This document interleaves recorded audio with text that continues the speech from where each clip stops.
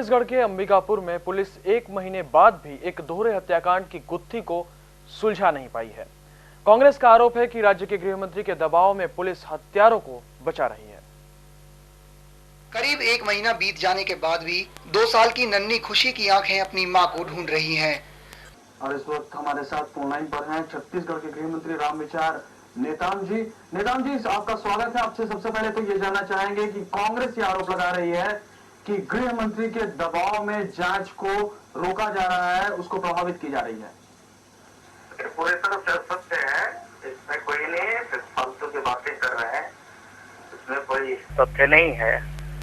और जहाँ तक जांच की बात है, जांच प्रक्रिया बहुत तेजी से चल रही है, पूरी टीम गठित की गई है और इसके बावजूद अगर लोगों का संतोष है तो लोग अभी ज्ञापन दिए थे, उस ज्ञापन के आधार पे हमने एक निर्देश भी दिया है कि इसमें जो भी कार्रवाई हो सकती है, जिस एजेंसी से भी जांच करने की आवश्यकता होगी वो हम जांच कराने के लिए तैयार हैं। वो कार्रवाई चल रही है। जी, ये भी मांग उठ रही है कि इस मामले को सीबीआई को सौंप दिया जाना चाहिए, तो क्या आपको लगता है कि सीबीआई को इसको सौंप देना चाहिए?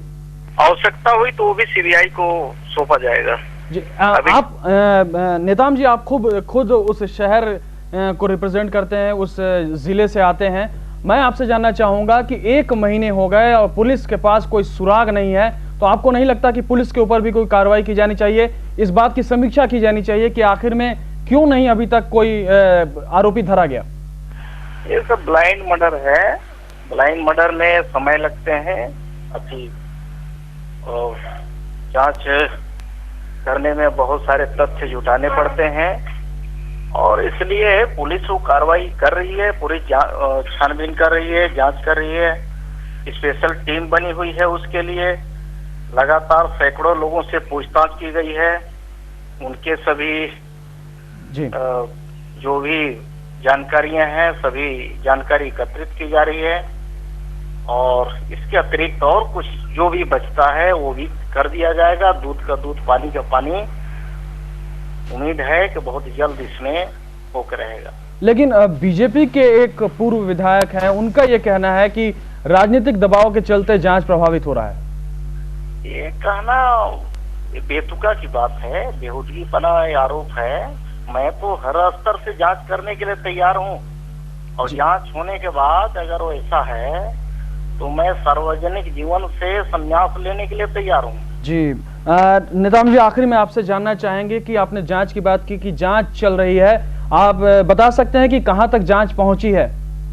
ये इस बारे में बताना उचित नहीं होगा, कानूनी बातें हैं। जांच कहां तक चल रही है, लेकिन इतना हम कह सकते हैं कि पूरे प्रदेश की सरकार इससे चिंतित है और यही नहीं बल्कि अन्य भी घटनाएं जो हुई हैं उस पर भी हम लगातार जांच के कार्रवाई में हम लगे रहते हैं। किसी प्रकार का कम से कम हमारी सरकार से लोगों की इस प्रकार का सोचना मैं समझता हूं उचित नहीं है।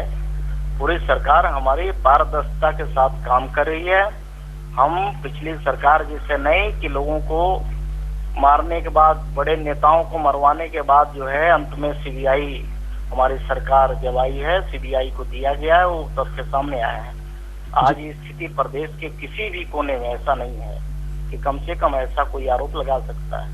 जी, बीजेपी ने भी मोर्चा खोला हुआ एक और मुद्दे पर, वो है प्रधानमंत्री का हवाना में जो कुछ हुआ, जो बातचीत उन्होंने कही, जो पाकिस्तान के राष्ट्रपति परवेज मुशर्रफ के साथ उनका जॉइंट स्टेटमेंट आया, उस पर बीजेपी की नाराजगी जस की तस है। बीजेपी ने हवाना में भारत और पाकिस्तान की ओर से जारी साझा घोषणा पत्र पर आपत्ति जताई है।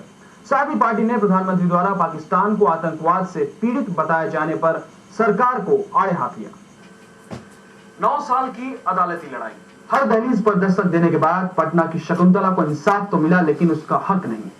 इसके बाद शकुंतला ने अपनी कहानी जैन टीवी को बताई। जैन टीवी पर खबर चली और उसके बाद उसके अधिकार पर कुंडली जमाए बैठी कंपनी को होश आया। उसने शकुंतला को उसका हक दे दिया। ब्रेक के बाद आपका एक बार फिर से स्वागत है। आप देख रहे हैं नेशनल। रुक करते हैं उत्तरांचल का। उत्तरांचल में टिहरी गढ़वाल के नरेंद्रनगर विधानसभा और टिहरी संसदीय सीट के परिसीमन का तमाम राजनीतिक दल विरोध कर रहे हैं। इन लोगों ने परिसीमन आयोग के इस फैसले पर ऐतराज जताया है। आपसे जानना चाहेंगे कि मध्य प्रदेश आतंकवाद के लिहाज से काफी शांत प्रदेश माना जाता है, वहां पे इस तरह की वारदातें बहुत ही कम सुनने को मिलती है। और एक गांव में विस्फोट होना, क्या वहां पे नक्सलियों की आवाजाही होती थी? कोई संकेत मिल रहे हैं कि कौन लोग हो सकते हैं इसके पीछे? क्या ये सिर्फ एक दुर्घटना है या फिर वाकई में छात्रों को मारने के लिए ये बम रखा गया था? मेरा मानना तो है, आप कह रहे हैं कि मध्य प्रदेश मतलब संवेदनशील है, लेकिन छतरपुर जिला को देखते हुए लगता है कि मध्य प्रदेश में वारदातें कम हो रही है। छतरपुर जिला के हिसाब से यहाँ पर तो बहुत तेजी से वारदातों का ग्राफ बढ़ रहा है। विगत दिनों यहाँ हनुमान टोलिया जो धार्मिक स्थल माना जाता है वहाँ भी बम मिला था। इससे पहले बिजावर के पास एक गाँव में भी बम मिला था और इससे पहले एक और गाँव में करीब 5 महीने में 4 बम गाँव में मिलना एक प्रशासन के ऊपर और यहाँ की जो संवेदना है उसके ऊपर प्रश्न चिन्ह लगा दिए।